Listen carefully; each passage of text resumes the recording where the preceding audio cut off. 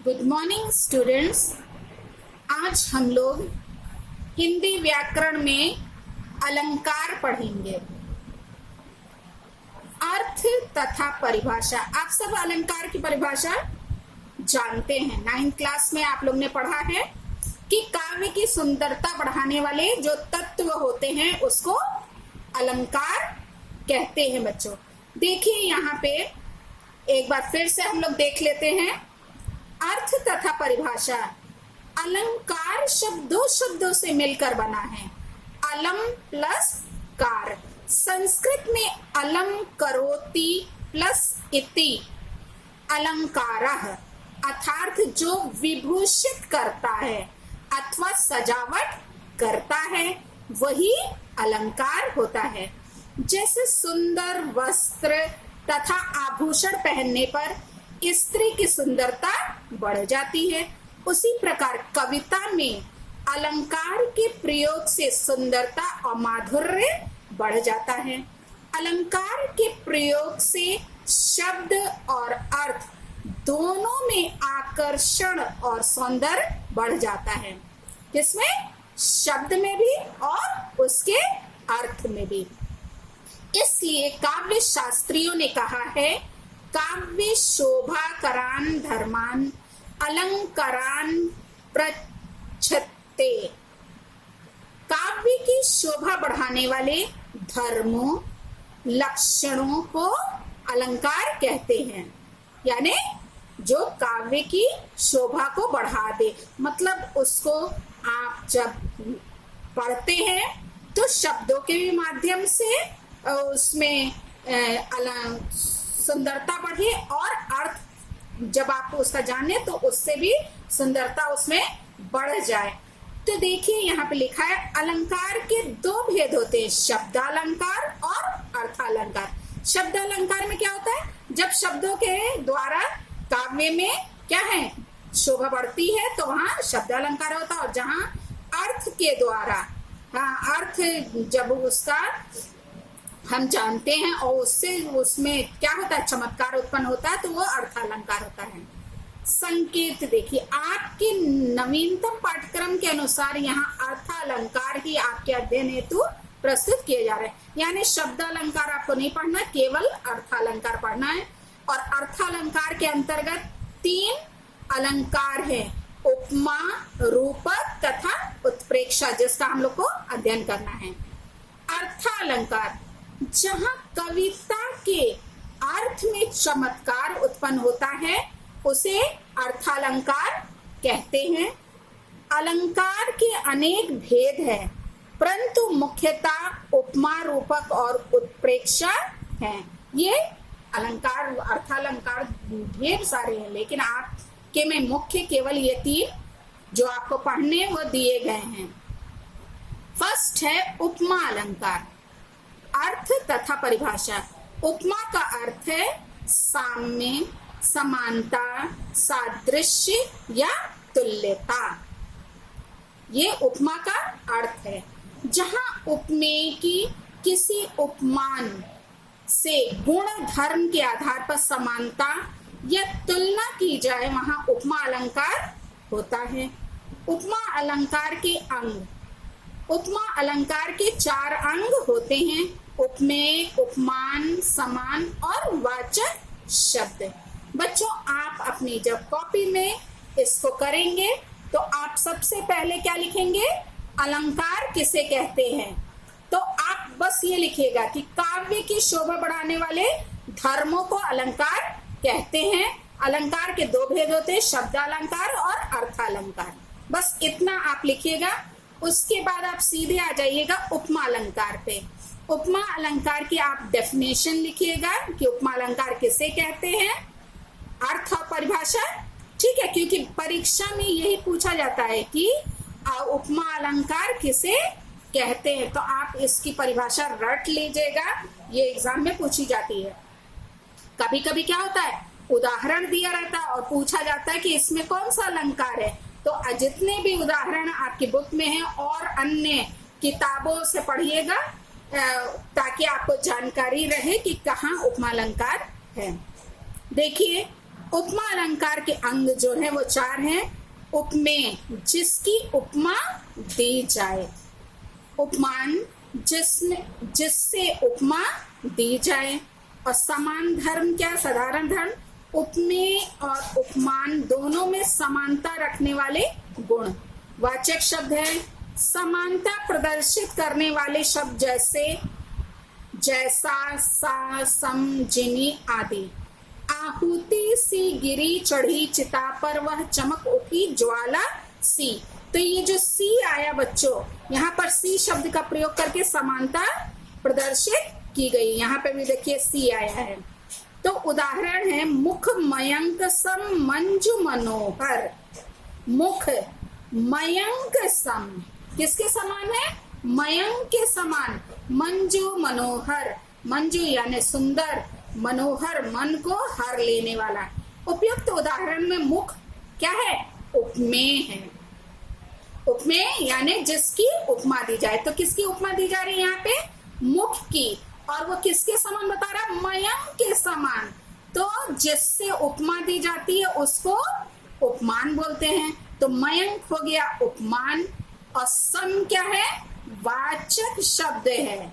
सम क्या है? वाचक शब्द है। अभी हम लोग ने देखा ना वाचक शब्द कौन कौन से? जैसा, सा, सम, जिमी आदि। तो यहाँ सम वाचक हो गया। तथा मनोहर साधारण धर्म है। मतलब कि वो बताया जा रहा है कि उसके समान, मयंक के समान खूबसूरत क्या है? उसका मुख है। तो यहाँ उपमा अलंकार जो है अतः उपमा का पूर्ण परिपाक हुआ है। मतलब कि ये पूर्ण रूप से उपमा अलंकार है। उपमा अलंकार के भेद, ये ढेर सारे बच्चों भेद है। क, ख, ग, घ 4 भेद है। तो इन चारों भेद का भी परिभाषा उदाहरण दे दिया है। ये बच्चों पूछा भी जा सकता है और नहीं भी पूछा जा सकता है, लेकिन आप जान लीजिए तो अच्छा रहेगा। पूर्णोपमा अलंकार, ये भेद जो हैं इसके में उपमा के चारों अंग विद्यमान रहते हैं। उपमेय, उपमान, साधारण धर्म तथा वाचक शब्द। पीपर पात सरिस मंडोला, पीपल के पत्ते के समान, सरिस यानी समान, मन जो है डोला, वो डोलता है। कहते हैं कि पीपल का पत्ता बहुत हल्का होता है और जरा सा हवा चलने से वो क्या हो जाता है? हिलने लगता है। वैसे ही मन क्या होता है? चंचल होता है। जरा से में भी वो क्या हो जाता है?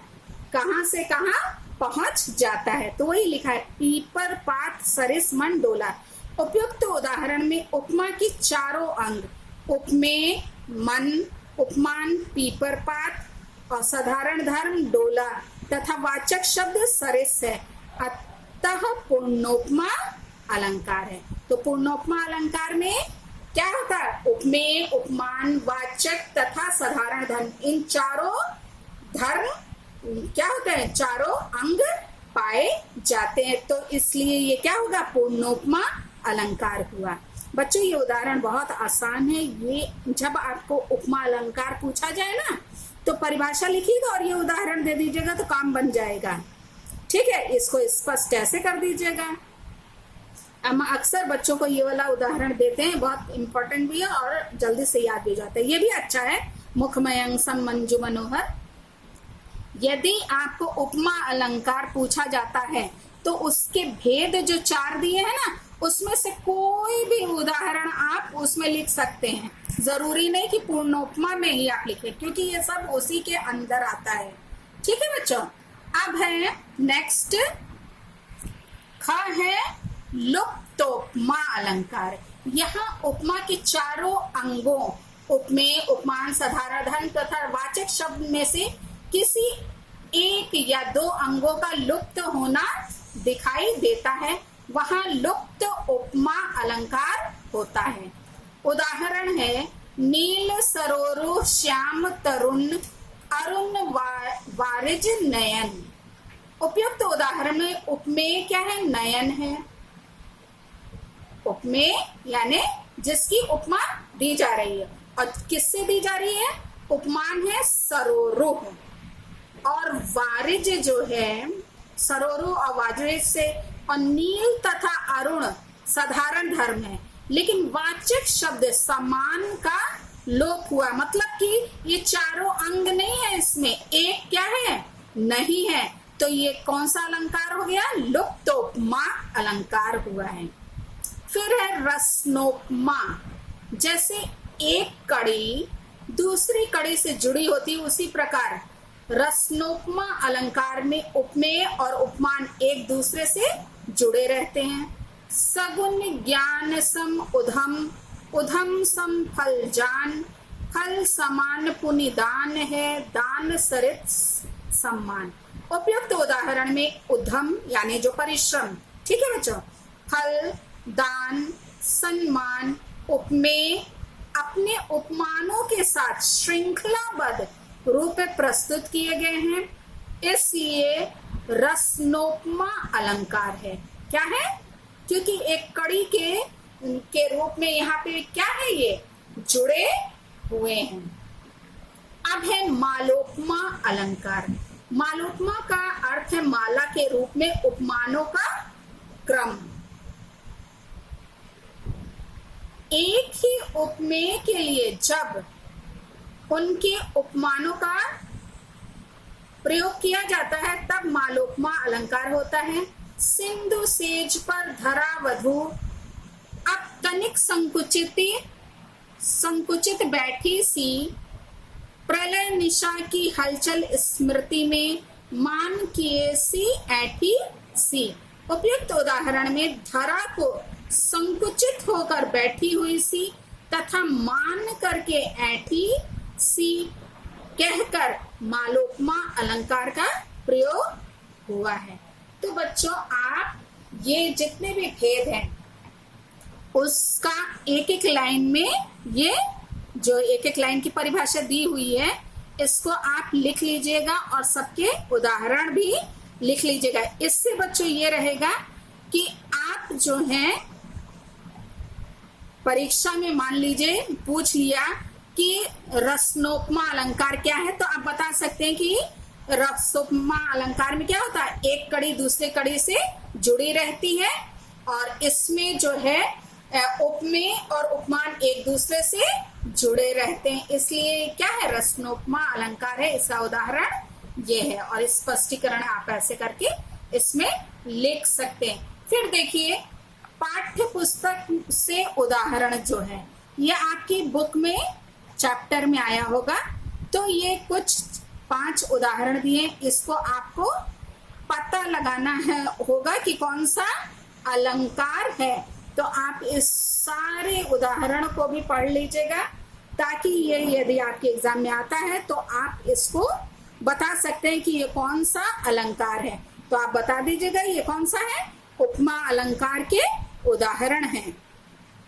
ठीक है बच्चों, जरूरी नहीं कि उसका भेद भी बताना पड़े, पूछेगा बस, ये भेद उतना पूछेगा नहीं कि इसमें कौन सा भेद है, बस ये पूछेगा कौन सा अलंकार है, तो आप ये बता दीजिएगा। तो इसको भी आप पढ़ लीजिएगा।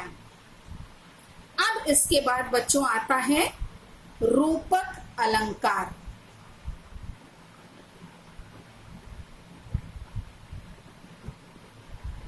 परिभाषा, जहां उपमेय में उपमान का भेद रहित आरोप हो, ध्यान दीजिएगा, उपमेय में उपमान का भेद रहित आरोप हो अर्थात उपमेय और उपमान में कोई अंतर ही ना हो, वहां रूपक अलंकार होता है।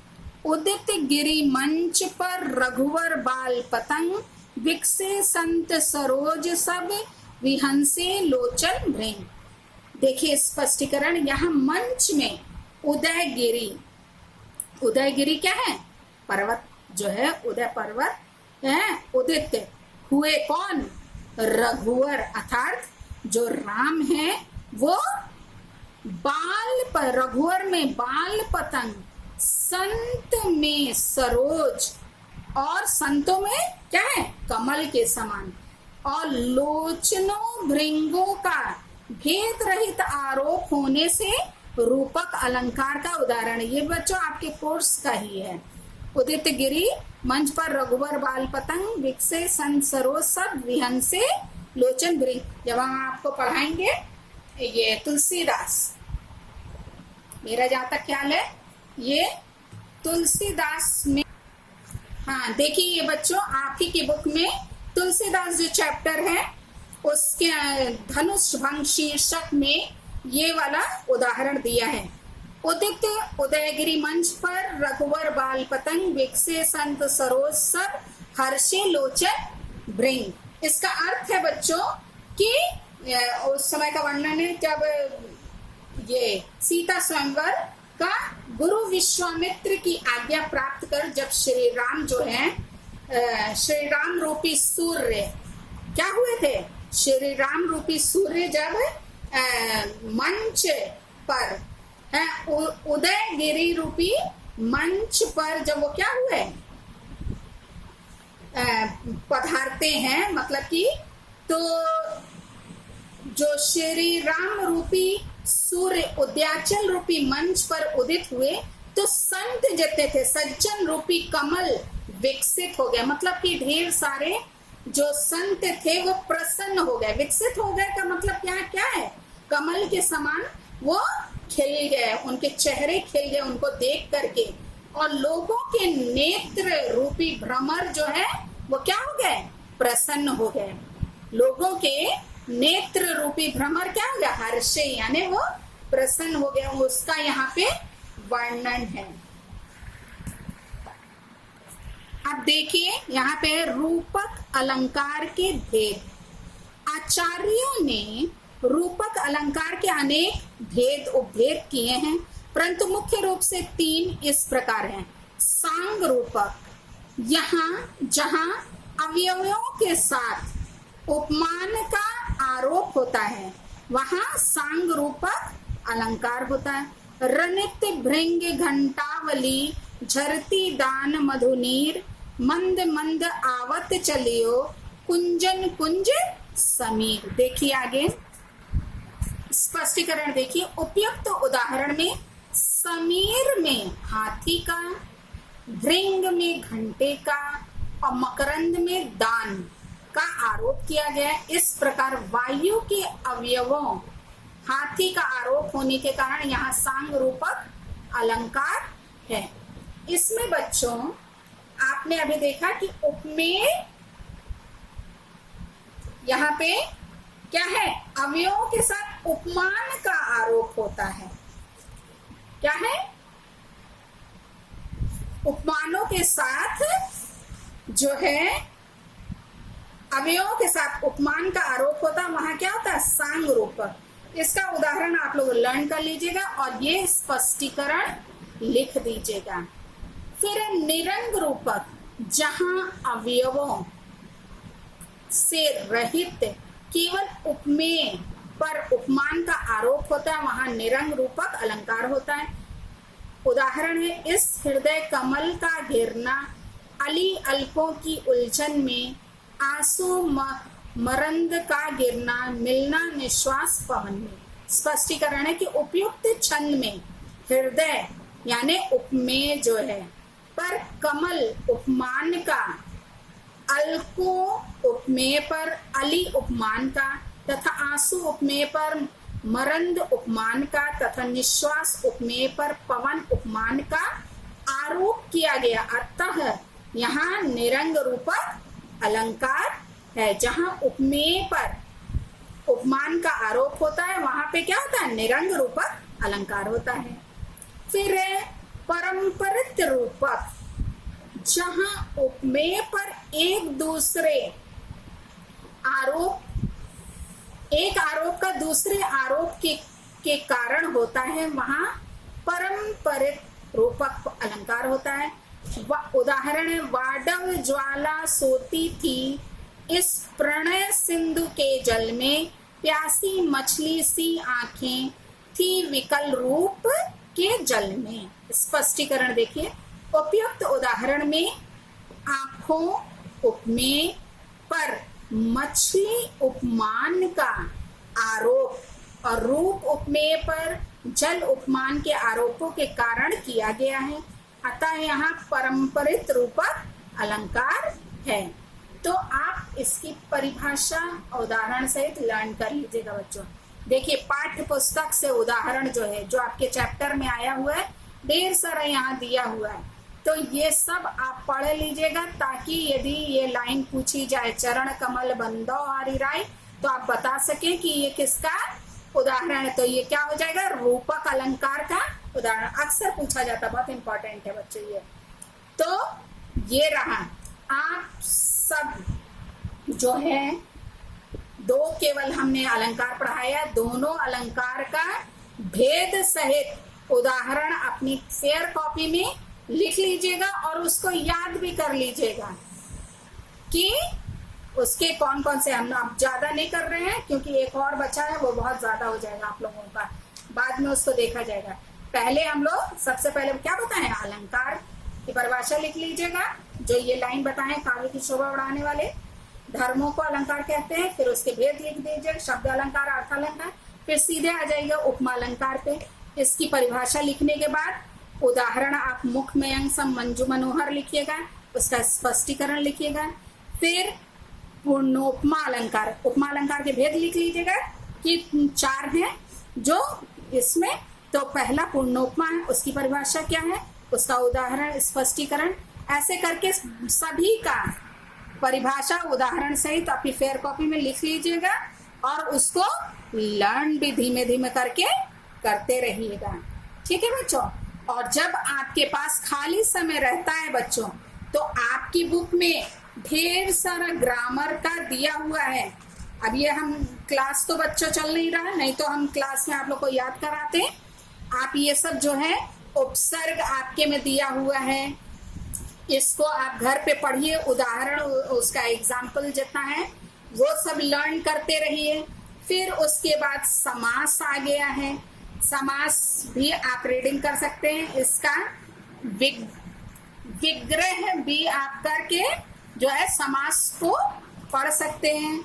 फिर उसके बाद तद्भव तत्सम है, ये भी आप पढ़ सकते हैं। खाली समय में आप पढ़िए इसको, बुक को। ठीक है बच्चों, टाइम वेस्ट नहीं कीजिए। फिर आपके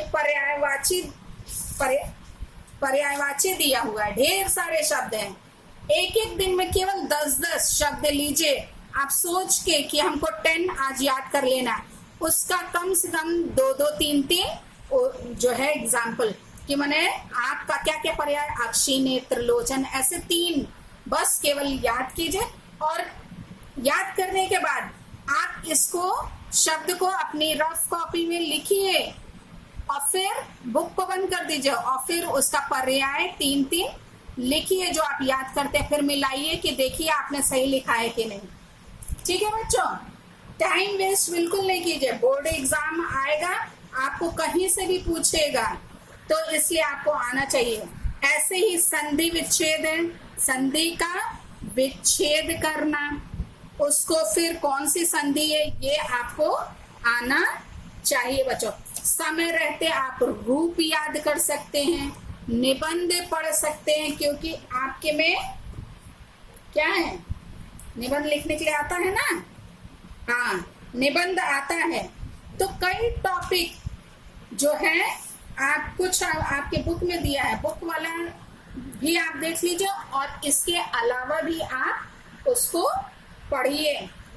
कई निबंध आप तैयार कर सकते हैं बच्चों। ठीक है, इस प्रकार से समय बिल्कुल वेस्ट नहीं कीजिए और याद करते रहिए बच्चों। ठीक है, थैंक यू।